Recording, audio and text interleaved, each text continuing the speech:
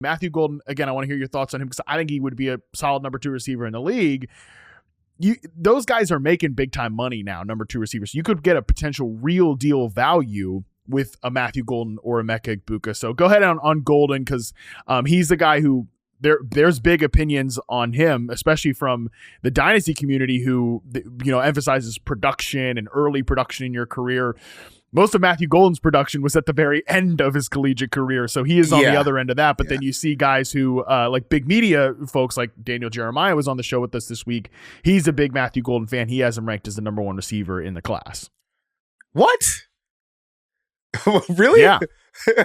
Yes. Yeah, and he's not alone on that. Like, I mean, not Travis Hunter. Like, I'm put Hunter aside for a second. Like, he's got Golden over Egbuka, McMillan. I think Todd McShay is another guy who has Golden as the wide receiver 1. Steve Smith has Matthew Golden as the number 1 wide receiver. So it seems like folks, there are a handful of people out there who view him as the best receiver in the class. What do you think?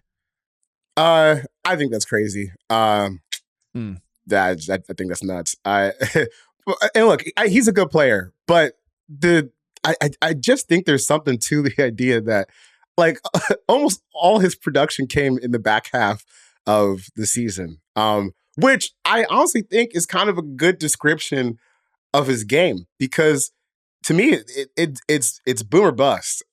Like when you add someone like Matthew Golden to your team, I think you are clearly saying we need to figure out how to generate big plays, which is obviously at a premium in the NFL. Because even if you're just looking at, some of the if you just look at the game logs for like the last month of games that he played, he's got a long of 44, a long of 50, a long of 43, a long of 54. That's what you're chasing when you go get someone like Matthew Golden. Obviously, we've seen the athleticism throughout the combine, but I just don't know how you could watch his game and say, oh, this is going to be like the number 1 receiver on my offense. I just think there needs to be a little bit more maybe in terms of consistently winning like on underneath stuff, because I think a lot of his game is just predicated on, we're going to beat you deep. And in college, that can be a strategy because a really conducive strategy to winning because the game is built differently. There's a lot more space that you have to throw to on some of these far hash throws where you can take advantage of the speed. But when things get a little bit condensed in the NFL, I think there's some questions on how, when you can't get open 40 yards down the field, when you're not getting open 30 yards down the field, how does the rest of your game translate?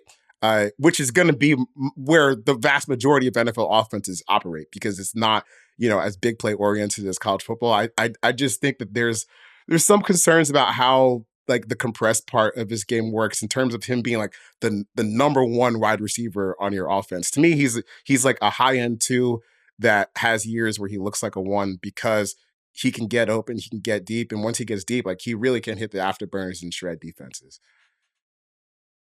I think we're kind of in lockstep on this one here. I don't even have him in like the same tier as a prospect as Egbuka or McMillan, and obviously certainly not Travis Hunter. Now, like let me be clear, like that I still think you could take him in the first round. I have him grouped with guys. Yeah, I do too. Historically, yeah, and just like when I reference my stacked rankings and stuff like that, and we show the route charts, those are all at receptionperception.com. People have to subscribe.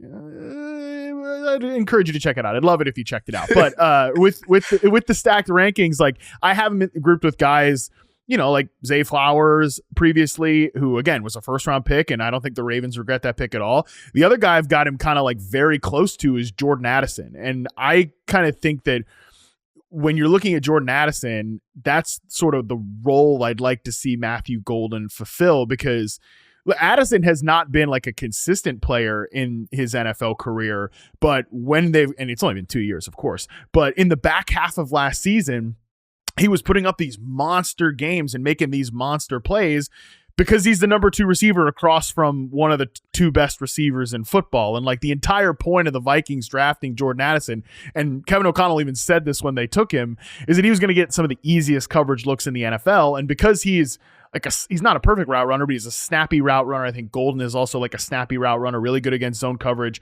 He's not great in like the quick game and things like that. He can get pressed off the line, and he's not great at that, but neither is Addison, but he can really beat zone coverage down the field. And again, that's where I'd see Matthew Golden on these like big in-breaking routes really making a big impact in the NFL. So when I think of Golden, I want to see him on a team like Dallas. You know, again, is it too high to pick him 12th overall? We could maybe argue that, but tactically, as the flanker working in concert with CeeDee Lamb and kind of Jalen Tolbert as the sacrificial X, I think that's a really good fit. I think he'd be awesome on the Rams offense too, moving around with guys like Adams and Puka Nacua. I just don't know I don't know if number one, I don't know if he's going to get there. And that might be a little bit too many guys on one offense. That would be really funny to pay Tutu and draft Matthew Golden and then just replace him with Matt. But like that's like making the Tutu Atwell role like actually useful. Right. It's kind of funny, like, because man, I'm just stuck on the best wide receiver in the draft stuff. Man, that's a little bit of a stretch to me, but you know, I do think that the Jordan Addison comp like stylistically works because like to me this is like the ideal wide receiver to have if you have a number one. Like if you have someone that you can count on. Someone like Matthew Golden is only going to be a floor raiser for your offense because you already have someone that can consistently get open. Like I'm trying to think like the Rams, that would be a good fit.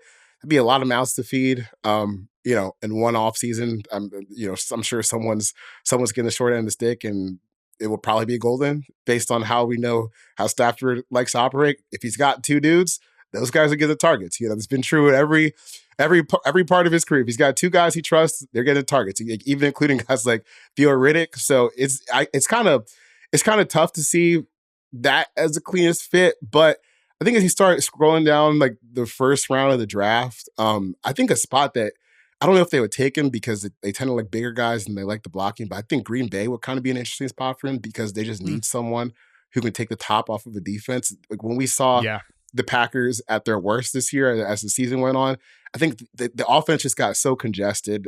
You didn't have too many easy buttons outside of you know, just trying to hand it to Josh Jacobs and seeing how many guys he could just muscle his way through. So, you know, it's probably not the cleanest fit with someone like Christian Watson already there, but just any team that like if you're already kind of close to getting to the playoffs and you're just you think you're just a piece away, I think it makes a lot of sense.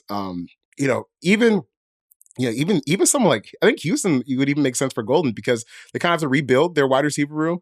You already got Nico Collins. Who knows what Tank Dell's going to be whenever he gets back from his injuries. And I think when you have Nico Collins, you could add someone like Matthew Golden. It would help them not look like they did last year. But to me, like I said before, this is a number 2 wide receiver that goes perfectly with like a big bodied X that you already have. One more fit I'd throw out there in that vein that I don't see too often is what about the Arizona Cardinals? They pick in the middle of the first round. They definitely could use somebody to stretch out the defense, right, to really help out their run game, similar to what you talked about with Green Bay. And I think he'd be, again, like an ideal complement to a big-bodied X receiver. Now, I want to see Marvin Harrison Jr. move around more than just play X, but again, Golden can also help you accomplish that because while he's not an ideal X, you can run him, you can sit him out there at the X receiver position and have him like run some gassers and for the love of the game routes and stretch out the defense and stuff like that. So any of these spots I think would be good for Golden, but Charles and I are in lockstep here that he does probably have to be a number 2 in the NFL.